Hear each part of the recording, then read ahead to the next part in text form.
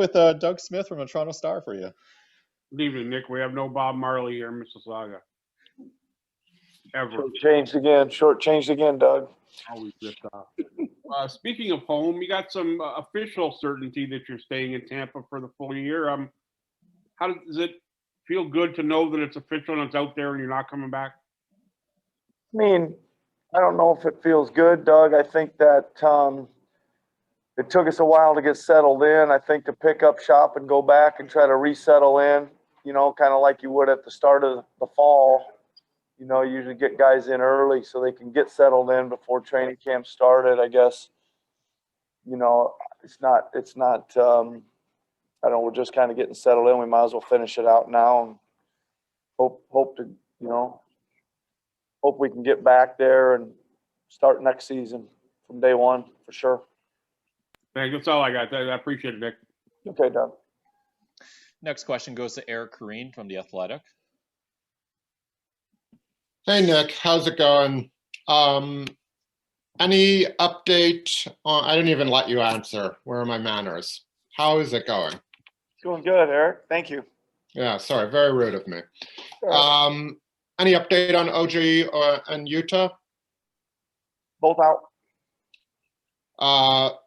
Both out. Would expect them both in the next one, though. Okay.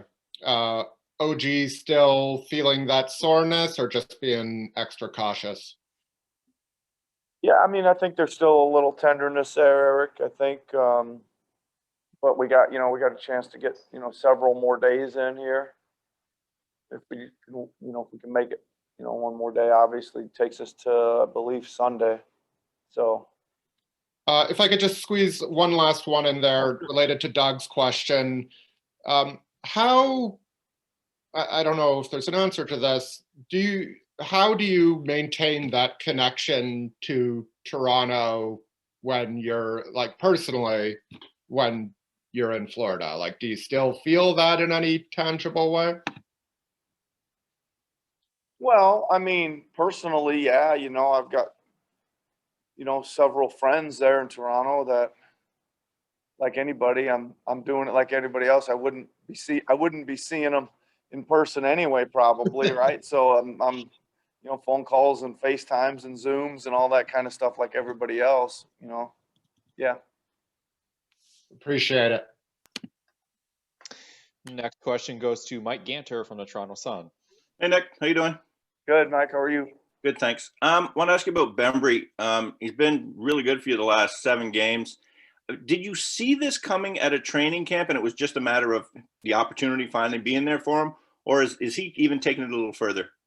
Well, I think we saw it right away, Mike. He was, I mean, that's why he was in the rotation to start the year. Yeah. He played really good in Charlotte. He played really good in the scrimmages.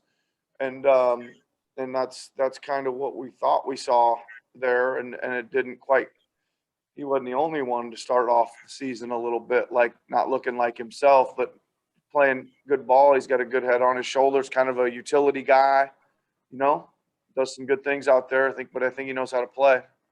You almost expect this now with the newcomers, like your system, and you kind of touched on it last night in Washington when you got asked about, why your system works so well, bringing in these new guys. And there always seems to be that sort of learning curve, and then boom, it hits and they're out. It happened with Rondé last year, and it seems to have happened now again with Bembry. What was the question? Do you see that? Like, do you almost expect this sort of curve for the guys? Well, I guess, I mean, I think it goes individually, Mike, Mm-hmm. but I think we saw it with a whole group of guys last year. And I don't know if it's that really uncommon, right? New guys, new system, take some time to soak it in, understand what the role is, what's expected of them, how we can use them, get to know them, they get to know us, lots of stuff. Got it. All right. Thanks, Nick. Good luck tonight. Thanks. And final question is going to go to Michael Grange from Sportsnet. Hey, Nick. What do you make of the East? You're 2 games out of 3rd. You're about 2 games out of 13th. Obviously, Boston, you guys are neck and neck. But, I mean, how do you you look at the standings, and when you do, or if you do, what do you see? Well, I think it's very interesting, right? I think you hit the right on the head. It's not only the East. First of all, I think the East is really good.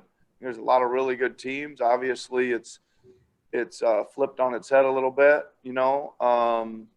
So some of the teams that were probably used to being at the top didn't get out of great starts. I think things are settling in a little bit. There's some new surprises, but I don't know. The thing we always say is it seems like that about I don't know what the exact numbers are. It seems like 25 teams in the league are 2 or 3 games under 500 or 2 or 3 games over. You know, there's a whole bunch of people bunched between like 8 and 12 and 12 and 8, and I think that's what it is. I think there's a lot of teams that are really similar. Appreciate that. And I mean, last time you guys played Tatum in Boston, I mean, Tatum had a great game against you guys. Are you going to kind of drill down on him a little bit, or does that leave, is Jaylen Brown too much of a risk? Well, this is the hard one when you got 3 guys that are capable, and all of them. We played these guys so much, it seems like we've seen enough of all of them, from Kemba to Jaylen to Tatum, you know. So we got to guard. We're going to have to guard and figure some stuff out tonight, Michael. I would imagine we'll need to be working pretty hard to figure out how to stop these guys tonight. Be nice to have Yuta and or OG, I guess. Yeah, it sure would. I would, especially on a back-to-back here. It sure would. But we're gonna, as they say, we gotta throw it up with who's available and do the best we can, right? Need any other deep insights? Just text me. Yeah. Appreciate it. All right. Coach, you're going to slide one more in for Josh Lewinberg at TSN. Okay. Sorry to jump in here late. Quick one for me. Okay.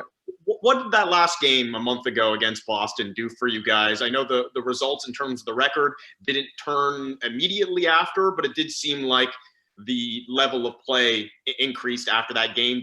Does that sort of feel like a turning point early in the season for you guys?